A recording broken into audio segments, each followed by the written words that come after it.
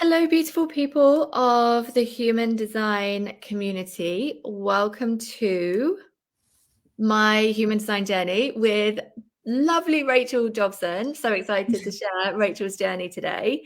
I'm just going to do the thing where I chat a little bit while I try and find us to tag us. One of my friends the other day, she said, "Oh, I've missed your lives because I've not heard your random preamble for ages." But ultimately, it's not even loading up. Hold on. We're going to get into this any minute now. Oh, here we are. Here we are. Let me tag everyone and then we can come and chat.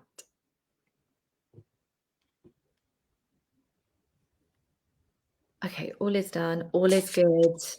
All is well. So, for those of you who and maybe you're coming to this, you're like, what's this all about? What it's all about is this. I think that when we can understand what the journey of embodying our human design can look like, it makes it easier to go on the journey. And so I'm talking with people who've already embodied their human design and been on that journey to talk about some of the ways that it's shown up for them, and then what's on the other side of that journey, how it gets to be a really beautiful blessing on the other side of it. So we're joined today. Rachel Jobson is here to talk today about what it is like to be a 1-3 emotional manifesting generator. Did I get that right? Yeah. And how she became aware of human design and embodied it and all of the things. So thank you so much for being here, Rachel. My pleasure. Do you want to start by telling us a little bit? I was going to go Ursula then, who you are and what you do. Do you want to tell us a little bit about you? Like human design wise? Whatever you feel called to share. Okay. I'll talk human design because it's the biggest part of of all the things, right? I think I first found human design years ago, and I'd done, I think, what most people do, and I put my info in and I got the chart and I was like, oh my God, this is really incredible. And then I'd done the complete, one profile thing and went into a massive rabbit hole of trying to learn all the things. Yeah. And then I just kind of left it like, oh yeah, that was really interesting. That's lovely.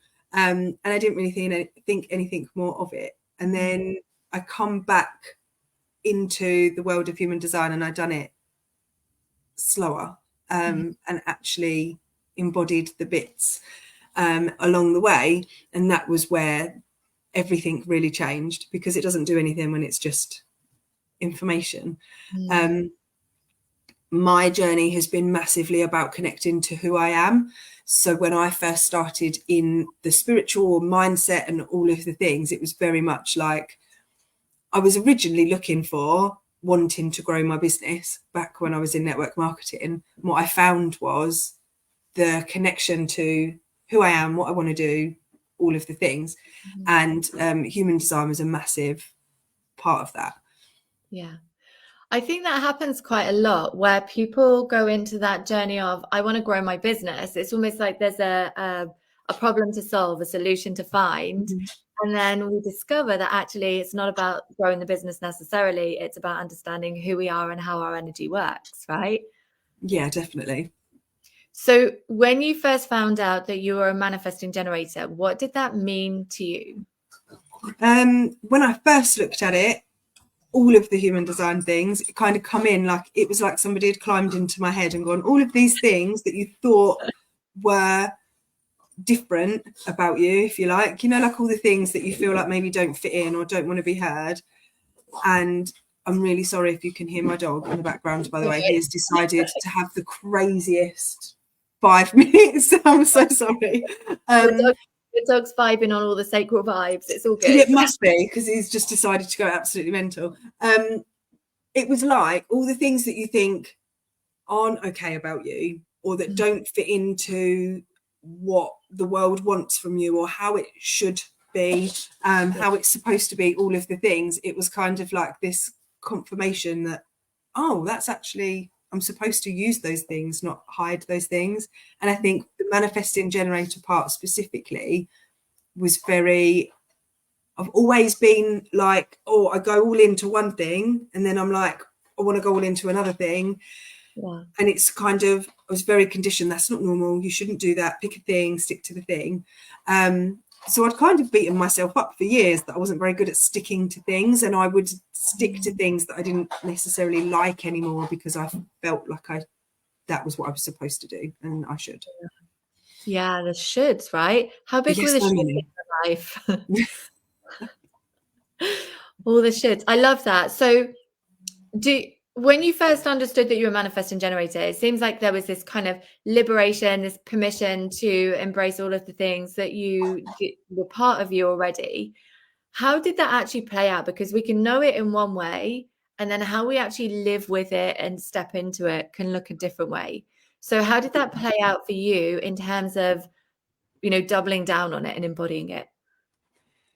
So at first I found it quite hard because I think, first of all, I was like, oh, okay, so I can embody being all the things and having, like, spinning all the plates and all of the stuff. And then I felt like it just got really messy because I got a bit overexcited that I could do all the things, and actually they weren't all yes things.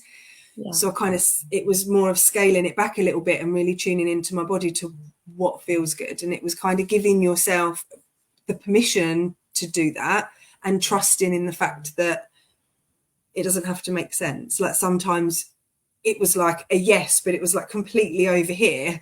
And it was trusting in that. And I think sometimes the hardest thing is the people around you that are kind of saying, well, why are you doing that? That doesn't make any sense. So for me, the biggest bit was trusting in it and following it, and then being able to say, see, it makes sense now. When you look back, it all makes sense. It all comes together. Yeah. Joining the dots when you look back. But Yeah. because of the world that we're in and we're told it needs to make sense, like from the get-go, and make sense to other people, then it can be harder in that experience, right? Yeah, definitely. Tell me about, because one of the biggest things in human design is not knowing it, it's not embodying it, it's not feeling it, it's trusting it. It's that piece, like trusting it to move forward. I want to dive into that part of your journey a little bit more. Like, Okay. what has been the ripple effect of that for you in your life, in your business, wherever you want to talk about it?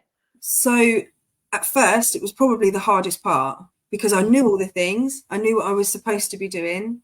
But it's really hard sometimes to not question yourself. Mm. But the more I'd done it and the more evidence I built that actually this is the way it's supposed to be. So I ended up leaving my super successful network marketing business and starting on my own.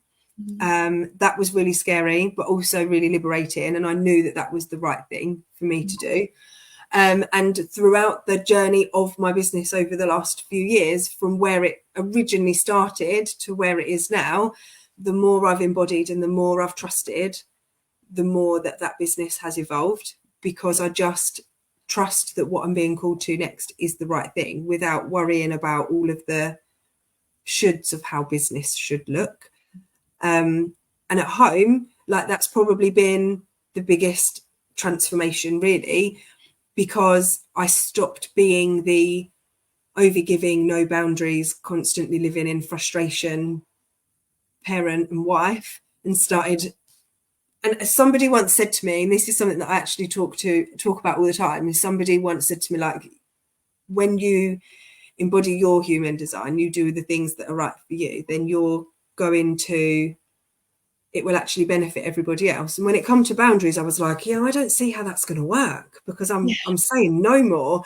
But it really does, because everybody benefited from all of the things, even though I live in a house full of children and my husband who are not who are not interested in this journey at all. Mm. And I think that's really powerful, because what serves you serves everyone ultimately, Yeah. but we're conditioned to be the good girl and to do for other people and all of that kind of stuff. And I think, if you look at your journey of understanding your human design and understanding your children's human design and your husband's human design, how much does it matter if they're not embodying it? Because, what has been your journey with that? Has it given you more acceptance or space or understanding of them? Yeah, so at first I found it quite difficult, because I was like, I can see all the pieces, but I can't, if you're not going to sort of listen to how that should be, then I didn't really know how to navigate it. But actually just knowing and being able to see them in a deeper way has made such a difference. Like, I have one manifesting generator daughter, and two, oh hang on, two generators, Yeah. and two projectors, and my husband's a projector as well. Yeah. And I think with him the most, it has made the biggest impact, because he is so projector. It is unreal. Like, on a daily basis, there's so many times where I'm nearly like, yes, because you're a projector. It's something that I need to be on board with it. He's already embodied it. yeah, 100%. He will never believe me. Like, I have tried telling him if he doesn't believe a word I say, but 100% so many times I'm like, yes, because you're a projector. And even down to things like, I used to get so frustrated that I have all this energy and I want to be out and I want to be doing all the things. And it used to really frustrate me that he'd worked all week and now you just want a nap at the weekend. Like, come on, let's get moving. Whereas now I don't have that frustration, because I can see it for what it is. And if I have all the energy, that's great, but you don't, and you actually need the rest and all of the things. So it has completely changed how I kind of approach each person in my house, and I can see what they need more. I love that. What has been the outcome of that? Like, what's changed in your household because of that? Just more, I can't think of the word. It's I would say more calm, but I don't live in a very calm house, so I know that that's not the right word. But there's more sort of like, from a parent perspective, sometimes you are greeted with things and you're like, I don't know how to deal with this. I don't know what's wrong with you. I don't know how to, like, so it's sort of being able to see, maybe you need this. Like my manifesting generator daughter, for example, when I can see that she's getting frustrated, I know that I need to say to her, why don't we go for a run? Or why don't you come out and walk the dog with me, and stuff like that. And I know that movement, however much sometimes she wants to just lay in her bed, I'm like, no, get up, let's get moving. I know that that's going to make her feel better. Yeah. Because I've seen her chart. So it's allowed me to be able to kind of know how to navigate those sides of parenting sometimes. Yeah. It's huge. It makes such, I mean, from my perspective with Archie, I'm a generator, he's a manifester. Being able to show up to him as he needs as a manifester versus what I think he needs as a generator has created way more harmony in the house.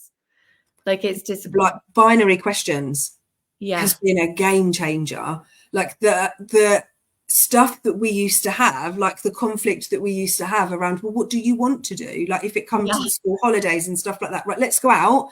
What do you want to do? Well, I don't know. I don't really mind. Right. Okay. Well, let's do this then. Yeah, no, I don't really fancy that. I used to be like, well, you do mind then. Like that frustration of, and now I know, well, I just need to ask you, do you want to do this or do you want to do this? Yeah. It's so much simpler. Yeah. And it's so much more, because I know how that I work like that. So when it comes to the 3 generator types, it's really simple to sort of navigate that. And then I have a projector that doesn't ever really want to do anything. She would much rather just be in her room and hibernate. Right. Like Archie. I get it. Yeah. So let's talk a little bit about your profile, because your profile is the 1-3. Yeah. And the 1 energy wants all of the details and to get the safety and security by knowing the things, and the 3 is like, come on, let's just jump in. It's like 2 parts of your personality, like, let's stay and study, no, let's go and do the thing. How has that landed for you? How has that awareness been for you? At first I thought it was the most ridiculous thing. Like, when you see it at like face value, I was like, how does that even make sense? How can I do both of these things? And I was very embodied in the 1. That really resonated with me. I love learning. I can sit with my head in a book for ages. Give me a pen and paper and an essay or something to write and I'm away.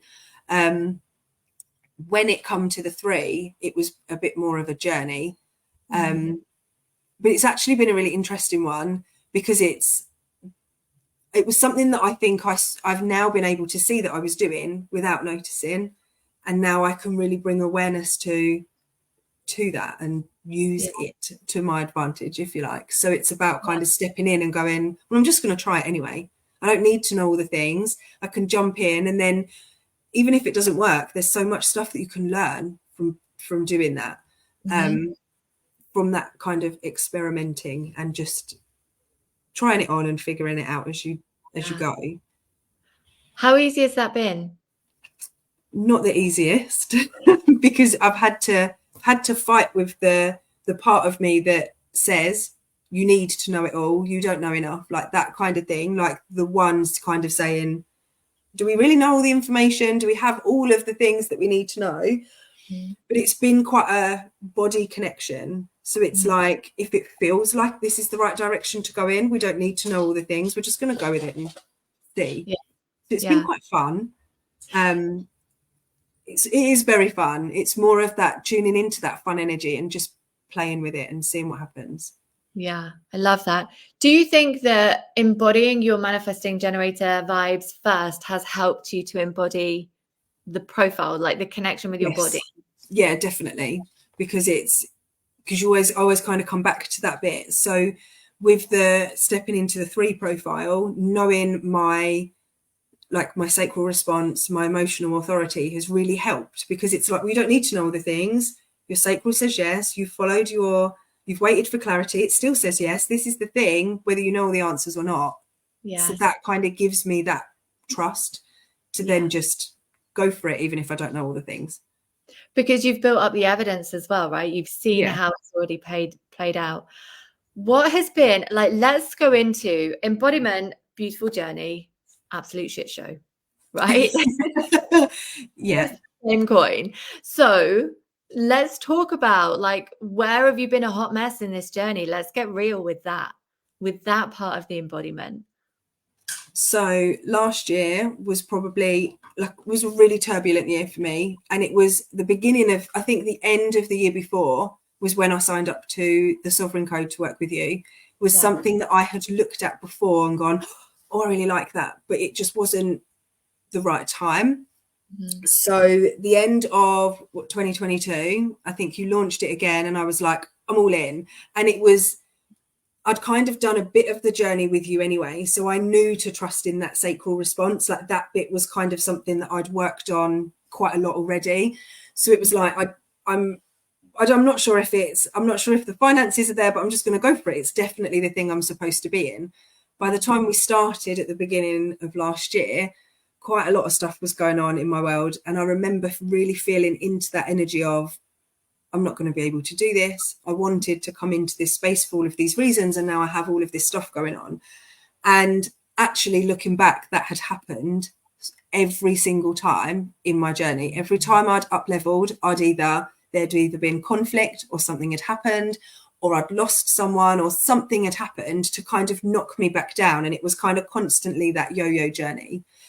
And actually, the journey that I went on working with you last year couldn't have come at a more perfect time, because I went through the embodiment of being able to hold all of the stuff that come up and went on last year, whilst also still going through the journey and not retreating and kind of, oh my God, if me being me and embracing all of this stuff is going to cause this, then I'm going to retreat.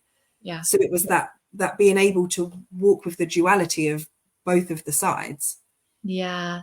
Such a good reflection, because this is, from an energetic perspective, this is what happens is we step into a new energy of being, and the universe is like, hold on, let's really calibrate you into this. Yep. It's coming from a place of love, but it can feel awful as you're going through it. So it's not that it's not the right time. It's always that it, like you reflected, it is the perfect time. And it is that real depth of understanding that you walk with the embodiment and that whole contrast of it all.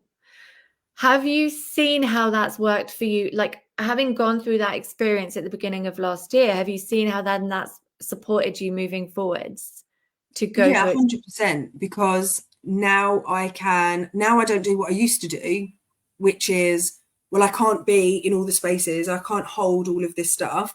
I need to give all of my attention over here. And I would always drop my business, because it's the only thing I could ever let go of, because I can't stop being a wife. I can't stop doing the house. I can't stop being a mum. I need to be more over here right now. So everything in my business would just be put down, and then I'd pick it up when I felt like I had the space again. whereas the last year has been very different to that. I've been able to still show up. And before, I think I used to feel like that was fake in a way, because I had all this stuff going on. So how can I show up to you and say, oh my God, I can really help you feel amazing when I don't? So it kind of gave a new layer to that. Yeah. Because I can show up and still do what I do in complete integrity whilst holding space for all of this other stuff. Right. Life happens. It's always going to happen. It's never going to be a perfect time, is it? To be like, yeah, I've got all of my ducks in a row now. This is good. Yeah. This is time I'll talk about it. Like, no. Yeah. I love that. Have you had any other journeys, like with the embodiment piece and embodying like any part of your design? It doesn't have to be the MG. Are there any other experiences that you've had that really highlight that contrast and being able to be with the trust and be with the fear and hold that courage and still move through?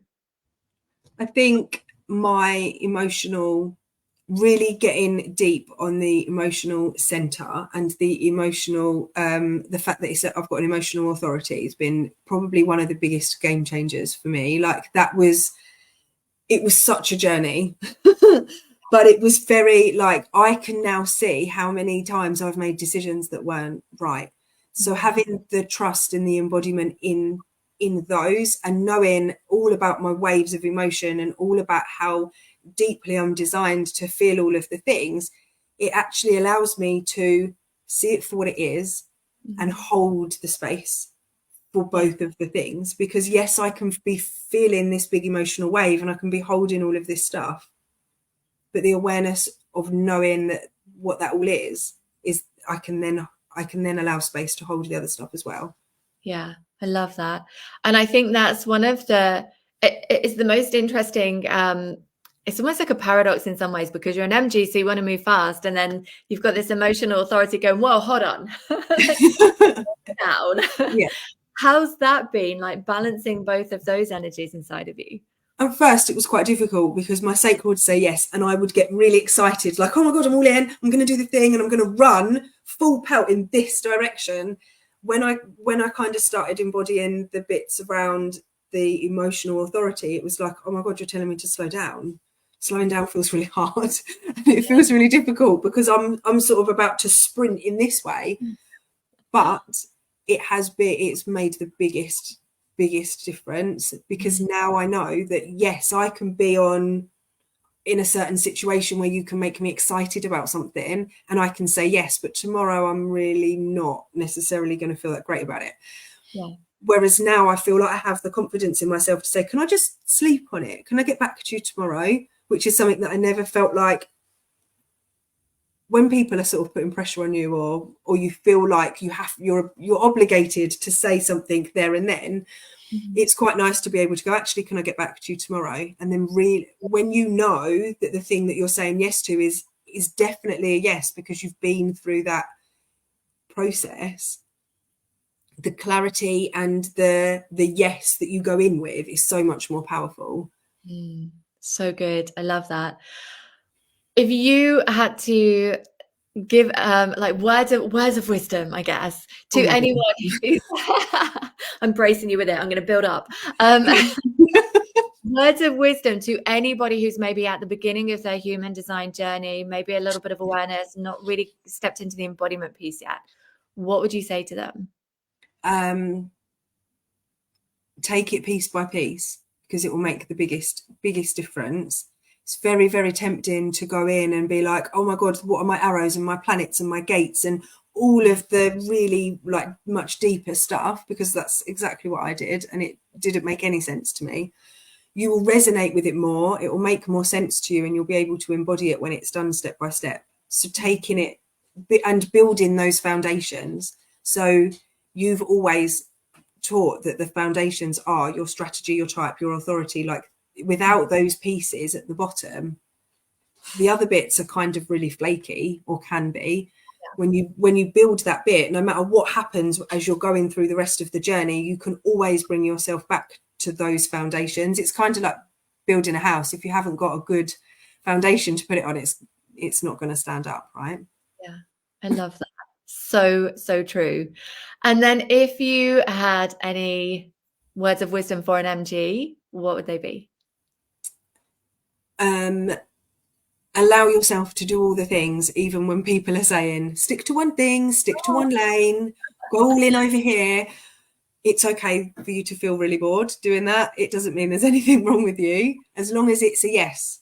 That's the crucial bit. It's got to be a sacral yes. You've got to make sure that it is like that your sacral's saying yes to it, and then you're more than capable of spinning all the plates and carrying all the things. Right, when it's aligned. When it's not aligned and you're spinning all the plates, but because I've had people say to me in the past, I'm an MG, so I know I can be really busy. I'm like, well, no, you can be really busy if it's the things that are aligned for you, but if it's not, it's going to burn you out pretty quick.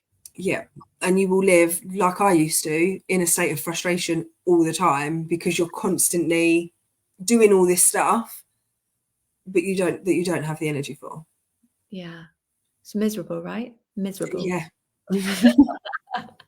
Amazing. Thank you so much for coming and sharing, Rachel. This has been really beautiful, and we're going to be doing more of these, this kind of interview and these series, so that you can understand what it means to be in your human zone, what's on the other side of that, what's other people's journeys looking like, because sometimes it's a bit lonely if you're in a family that's not on board with what you're doing. They've got no idea what you're talking about now. But it can also be a little bit disconcerting if you start to step into that embodiment, like Rachel was sharing, step into that embodiment, and then literally everything starts crumbling around you.